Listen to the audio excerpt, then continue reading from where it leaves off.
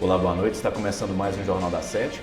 O coronavírus já atingiu o status de transmissão comunitária no Brasil. E o governador Valadares teve o seu primeiro caso confirmado.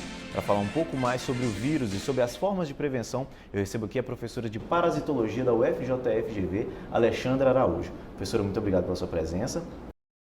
Eu gostaria também de avisar ao nosso telespectador que nós estamos usando esse formato a partir de agora para manter a distância de forma de segurança do nosso entrevistado. Professora, eu queria começar te perguntando o seguinte: o que a comunidade científica sabe até então sobre o coronavírus?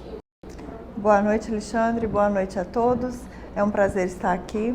A comunidade científica ainda tem muitas perguntas a serem respondidas por ser um vírus novo, uma epidemia nova. Mas nós já sabemos que é um vírus de uma dispersão muito rápida, uma velocidade de transmissão muito rápida. É um vírus de RNA que afeta o sistema respiratório. Em boa parte dos indivíduos, ele leva uma síndrome gripal leve e em alguns indivíduos ao desenvolvimento de uma síndrome respiratória aguda grave, o que leva esses indivíduos a necessitarem de uma internação de ventilação mecânica e risco para óbito. Muitas questões ainda precisam ser elucidadas em relação à imunidade que os indivíduos infectados passam a desenvolver, em relação ao quadro, por que alguns indivíduos desenvolvem um quadro grave, por que outros indivíduos desenvolvem um quadro leve, se há possibilidade de reinfecções ou não. Então, tem várias questões a serem elucidadas ainda pela ciência, muitas perguntas. Sim. A gente, no início, quando ele ainda tinha acabado de surgir na China, a gente via muita gente comparando ele com a SARS e com a MERS. Aí eu queria saber, ele tem alguma semelhança em si com esses dois vírus? É um vírus muito próximo da mesma família do SARS, tanto que ele é o SARS-CoV-2, que causa o novo coronavírus, que causa a doença que a gente chama hoje de Covid-19.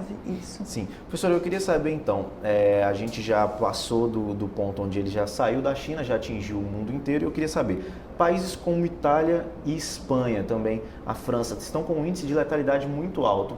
Por que essa diferença dessa letalidade tão grande? Tem a ver com a forma de diagnóstico? Não, tem vários fatores que estão sendo discutidos, como, por exemplo, uma população idosa muito grande nesses países, o que facilita, então, o desenvolvimento das formas graves, como a gente já viu na China, que a letalidade era em torno de 15% a 18% na faixa etária maior de 80 anos. Isso. Então, 18% era o máximo observado na China nessa faixa etária. Nós observamos nos dados que estão sendo apresentados nesses países europeus que a faixa produtiva econômica, que são indivíduos entre 20 a 50 anos, é a faixa mais atingida pela infecção, porém se mantém um percentual alto de óbitos entre os idosos. Isso não exclui a possibilidade de indivíduos, por exemplo, de faixa etária produtiva e até jovem, morrer por causa da doença. E a China já está voltando ao normal, gente. Já foram divulgados alguns vídeos dos médicos em Wuhan, inclusive, tirando as máscaras. O ritmo vai voltando. E eu queria saber o que fez com que a China tivesse esse avanço, essa evolução assim, no quadro de infectados. Pelo que nós observamos, a transmissão é muito rápida. Então, o contato pessoa a pessoa, porque a transmissão acontece no contato com secreções de um indivíduo infectado. Então, secreções essas que vêm de boca, olhos, nariz e que podem ser depositadas em superfícies. Então, em aglomerado de pessoas, a facilidade de transmissão é muito alta. E o que a China fez quando isso começou a despontar? Ela, além de assistência clínica para os pacientes, ela isolou as cidades. Então, isso foi um ponto importante. Eles passaram mais de 30 dias, algumas cidades completamente fechadas, e agora eles conseguem retomar o curso de vida normal. O que a gente vê na Europa já é um pouco diferente. Eles tiveram a oportunidade de fazer esse isolamento bem no início da transmissão e não fizeram.